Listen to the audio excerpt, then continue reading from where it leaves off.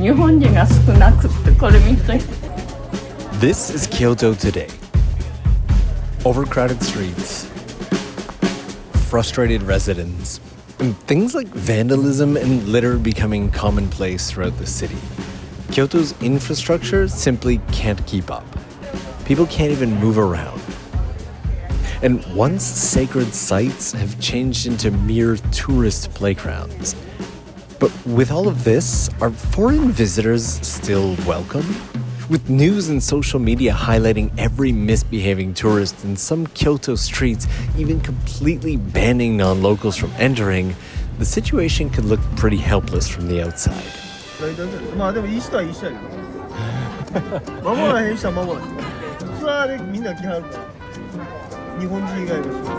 It's estimated that well over 20,000 of these buses flood the streets of Kyoto annually, offloading hordes of tourists that plug up the city's narrow streets in waves. These human traffic jams make physical movement through the city a near impossibility for not only people but vehicles as well. It's just too many people packed into one space. 僕らとしてはありがたいことなんで多く来てくださるのがいいんですけど、住んでる人はなんかちょっとしんどいですね、みんな。And this stress is very real. Locals can't even get to work. They can't move around their own city. Even if they do manage to get on one of the very crowded city buses. お客さん同士の喧嘩ないんですけど、やっぱりお客さんもストレスね、やっぱ溜まってはるんでね、外国人観光客の方スーツケースを持って移動する人が結構やはるんですけども、それが当たって揉めたりとか、そういう喧嘩とかありますね。With herds of people comes a herd mentality, which, when you get right down to it, is basically just people turning off their brain. Critical thinking? Out the window. Common sense and manners? Not today.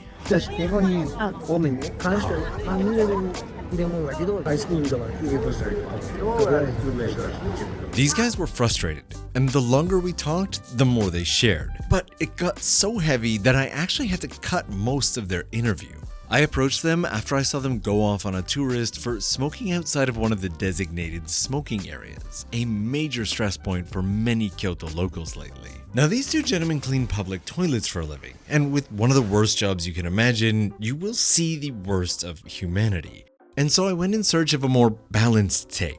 But it didn't quite go as planned. During the pandemic, when Kyoto completely emptied out, I came out to meet some of the locals and hear their thoughts, and I met the sweetest old lady right here. 長いことお寺テンプルに興味テンプル20年間入ってましたからね。 I've come back several times to see if I could find her with no success. But there's a gentleman up here. I'm going to ask him if he knows anything about her. はいはいはい。今はもう似合わない。あそこにずっと言いはったけども、この1年はなるね。もう娘さんのとこ行ってしまってね。お行儀が悪い。とりあえずいろんなことが起きる。これはもう間違いなくいろんなことが起きてるから。これは路地でしょ。当然京都は全部あれなんだけど、禁煙のそういう規制があるけれど。ちょっとこれね見てたら分かるけれど、もうそっと影に入ってはそうね、もっとひどかったら電信棒の向こうに隠れておしっこしゃがる。もうだからいろんなことが起きるからやっぱり普通やと思ってはんのかな。でそれでやっぱりあまりやと注意するから注意したってなんか睨み返すような人が多いよね。いい加減にせよバカ野郎ってやっぱりうっかりするとこっちもねムカッとくるからってなことが起きてます。And the more people you get crammed into one area, the more issues you're bound to run into. だからほんまに嫌やね。ここ見てるのも嫌やけれど。Incredibly popular tourist spots like Fushimi-inari Shrine are really starting to suffer from this overcrowding and the problems that come along with it. Years ago, I met a woman who has spent her entire life living on Fushimi-inari Mountain and became good friends with her and her son. So I wanted to get their take. なんか久しぶりですね。久しぶりです。お久しぶりです。お久しぶりでお元気ですか。どうですか。多すぎ。多すぎる。一番気になるのはこちら神様じゃないですか。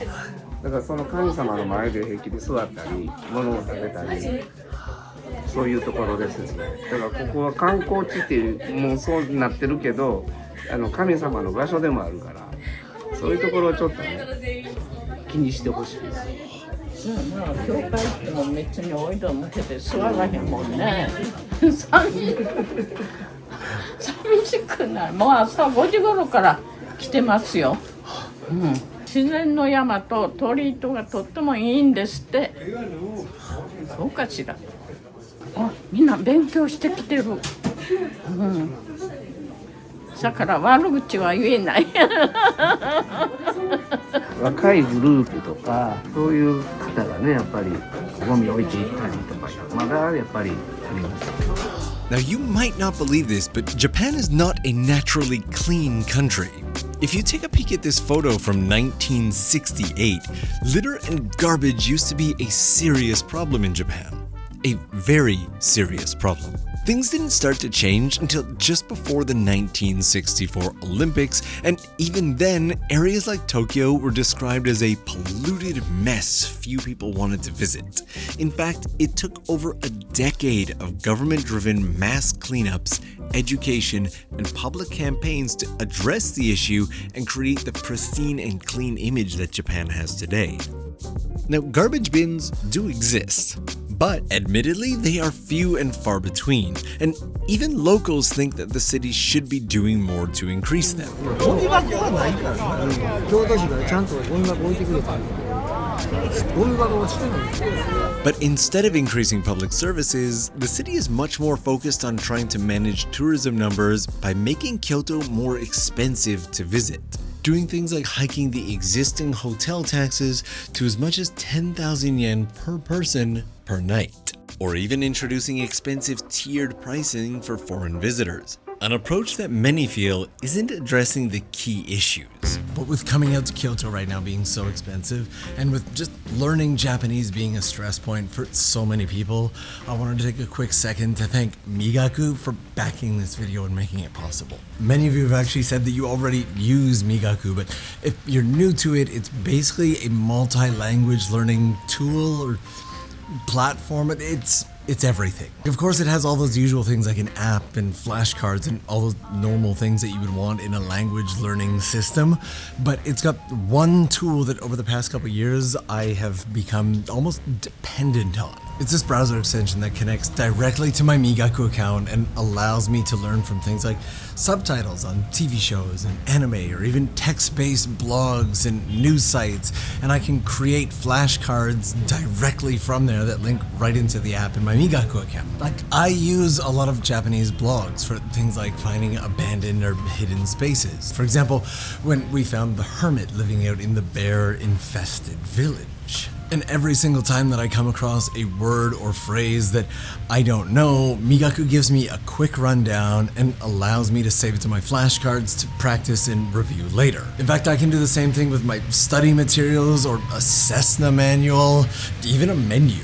And this is exactly why I wanted to share it, because it fits naturally into my life and doesn't feel like I have this extra task. It just plugs right in. Migaku has also offered a very big discount on the lifetime plan, so I will put all that information down below. Huge thanks to Migaku for supporting us in this, and back to our regularly scheduled program. Part of these issues stems from the fact that Japan has a lot of cultural norms that just aren't as common overseas. Things like standing to the side of an escalator, or not eating while walking, or even something as simple as not harassing Japanese locals on a train while repeatedly screaming Hiroshima, Nagasaki. But all that aside, even small things like physically touching a sakura or cherry blossom tree can be seen as very taboo in Japan. And yet it's something we see all over the place in places like Kyoto. And while this does have the potential to offend or upset some people, many Japanese locals jump at the opportunity to teach something about Japan or Japanese culture and give it a little more thought. でもそれは分からないから注意書いてあるのを見逃して通りすがって触って映ってるところで注意されたらドキッとしない。ずーっと書いてあるんだったら触っちゃダメ触っちゃダメって書いてあるんだったら触んないけど、どこにあるかわかんないところに書いてあったらその人は見ないじゃない。花だけ見てて、そう鼻にぶら下げてるわけいかないでしょ、だから大丈夫やっぱり文化が違うから、アジア圏の方なんかはもみじとか桜は平気で折って持って帰ったりしはるし、でも悲しい話ね、10年前の京都で料亭の、修行されてる方がお店の、お皿にもみじを添えたりするじゃないですか。あのためにお寺のもみじを折ったっていうのが問題になったりとか、それ日本人がやってますからね。日本人のその料亭の人が上の人にもみじの葉っぱ拾ってきてって言われて枝折って持ってきたっていうのがあって謝罪に行かれたりとか、だから結局やっぱりその国だがうんぬんとかじゃなくて、もう昔からそのマナーに関しては個々のあると思います。In fact, when you get deep enough into any of these conversations, most people actually have an incredibly balanced view. 日本の方でもやっぱり悪い方もおられるし、その方のあれですよ。日本人でもマナー悪いのいっぱいいるよ言い過ぎよNow, Kyoto is making some attempts at educating tourists with public campaigns, but the information can be sparse and sometimes even hard to find. So I think this is fantastic. We literally met these guys, but in 5+ days in Kyoto over 2 different months, this is the only one that I've seen. These need to be everywhere. Kyoto Station, the bullet train, everywhere. But for those on the front line, being faced with these crowds and struggles daily has led them to coming up with some fantastic ideas. だけど私機内でそこの国々のマナーをちょっとでも書いて渡すとね、乗ってる間に読んで、そうでしょ、そこの国のマナーいうのは違うから、それで覚えて降りてその国にね、何も言わんと乗ってくるいうのはちょっとおかしいね。A solid idea indeed. One that I wish I could say would address all of these issues. But there are 2 major problems. The first is that there are just too many rules to remember. For example, even how backpacks are dealt with on crowded buses and trains in Japan has its own special approach. これ日本の独特の、文化なんですけども、これはスーツケースは仕方がないんですけど、リュックサックの時は前にして乗っていただくと、この外国人の方すごい知ってるなっていう風になるかもしれないんで。 You could spend years trying to memorize each and every one of these rules and still get many wrong. Even Japanese people do. What? So instead, just develop some travel and situational awareness. Look at what's happening around you and mimic it. If the people around you are standing on the side of the escalator to let people by, do the same. Don't see other people playing loud music on a giant speaker inside the train? Maybe consider not doing it yourself. And this gives us our second issue. Some people are just plain. The area of Arashiyama probably took the prize for the worst behavior overall during my visits. After being there for just 30 minutes, I saw so much vandalism, people breaking or playing with the bamboo, and just blatantly throwing garbage on the ground that I finally kind of lost my patience. No, we're not having this.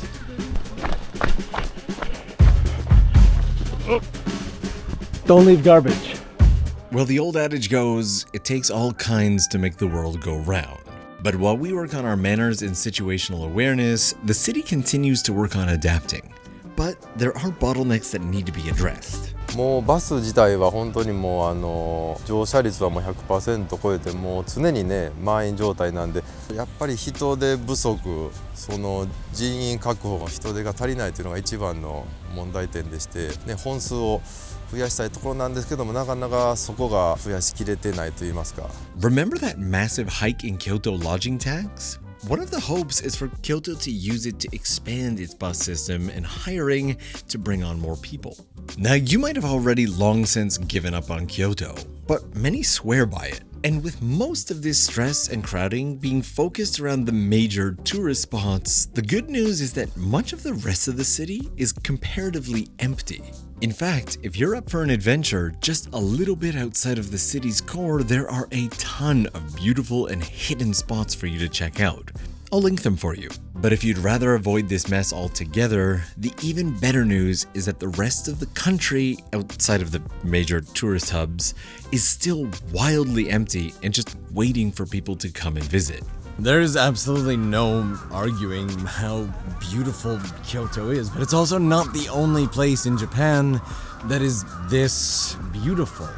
Just to list a few, for example, Gujo Hachiman, an area out in the mountains that has a very similar shrine and temple density to Kyoto, but gets very few visitors, so the locals are incredibly excited every single time someone comes.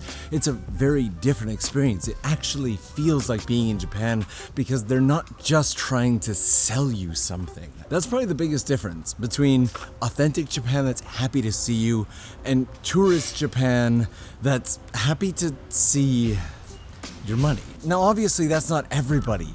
People who are happy to see you are happy to see you, but there's a very big difference in the feel, and anybody who's done it knows exactly what I'm talking about. But even in Kyoto, there are so many ways to find quieter, hidden, unknown spots, and while I'm here, I'm actually shooting kind of a behind-the-scenes video where I share how to do that, so I'll link that for you to check out. The beautiful thing in this is that with many Kyoto locals still being this patient and understanding, it means that there's still a chance for redemption. There's still hope. お互いに元気に頑張って負けたらあかん。若いもんに負けんように行きます。